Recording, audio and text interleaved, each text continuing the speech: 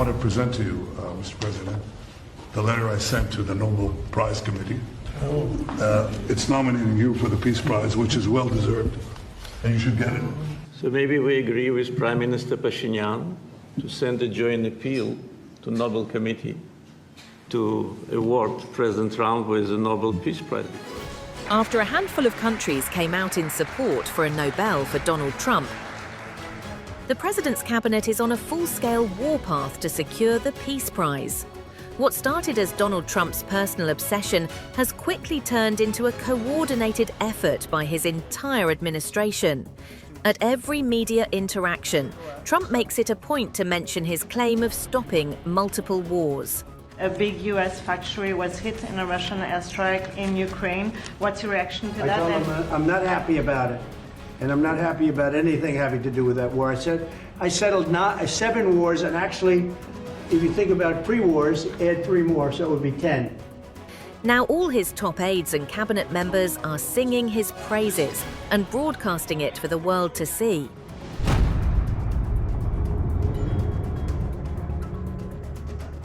Because the Norwegian Nobel Committee is hard at work preparing to announce the winner this October, and Team Trump wants that honor in their hands.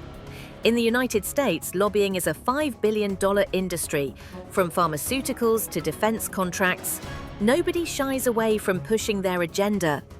And now, the Nobel Peace Prize has become yet another prize to be lobbied for. During a recent cabinet meeting, members took turns to heap extravagant praise on the president.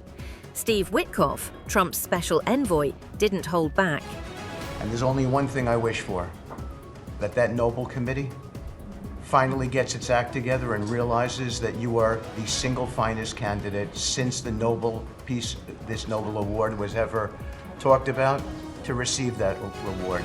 Beyond your success is game-changing out in the world today. And I hope everybody one day wakes up and realizes that. Behind me are 2 transformational leaders, President Roosevelt and Trump. U.S. Labor Secretary Lori Chavez DeRema unveiled a giant banner calling Trump a transformational president. As we kick off Labor Day celebrations, we honor both of these transformational leaders and their commitment to the American worker. Treasury Secretary Scott Bessent said Trump restored trust and security in government. Agriculture Secretary Brooke Rollins credited him with reviving Christian values and inspiring young Americans. And then there's the infamous cold call. Norwegian media reported that Trump dialed Norway's finance minister not to talk peace, but to ask about his Nobel nomination and to discuss tariffs. The message, loud and clear, Trump is the one and only worthy candidate. But here's the catch. Can Donald Trump, a man whose tenure has been marked by war and division, truly claim the mantle of peace? The evidence is damning. Bombs dropped on Iran, Marines deployed against American citizens, plans to rename the Defense Department to the Department of War, US warships circling Venezuela, and yet despite all this, Trump and his cabinet persist with their relentless campaign for the Nobel Peace Prize.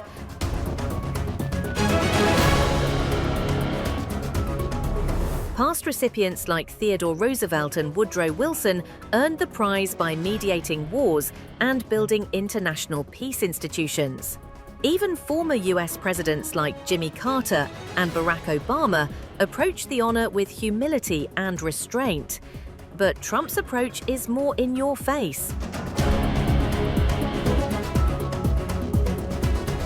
He's a wartime president.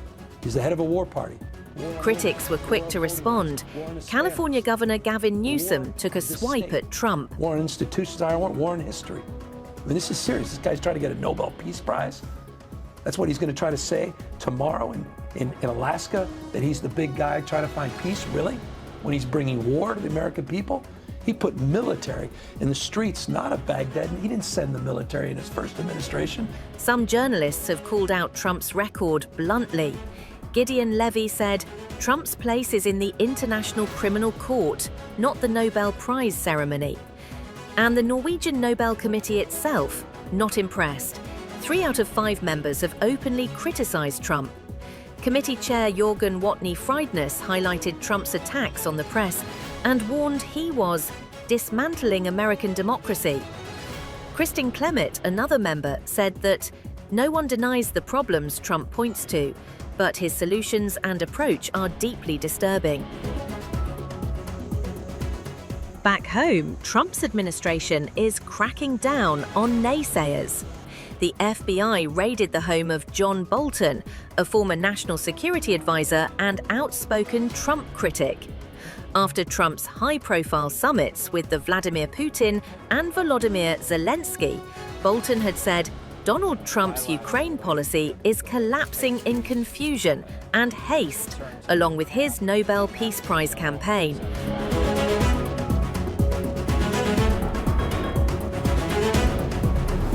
Will Trump's Nobel Peace Prize campaign succeed? The answer, experts say, is almost certainly no. But what will remain? The bold, brazen lobbying by his entire cabinet, the televised praise, the relentless self-promotion, and the spectacle of a US president desperately chasing an honor many say he doesn't deserve. Trump's Nobel Peace Prize campaign is truly a story of ambition, audacity, and controversy.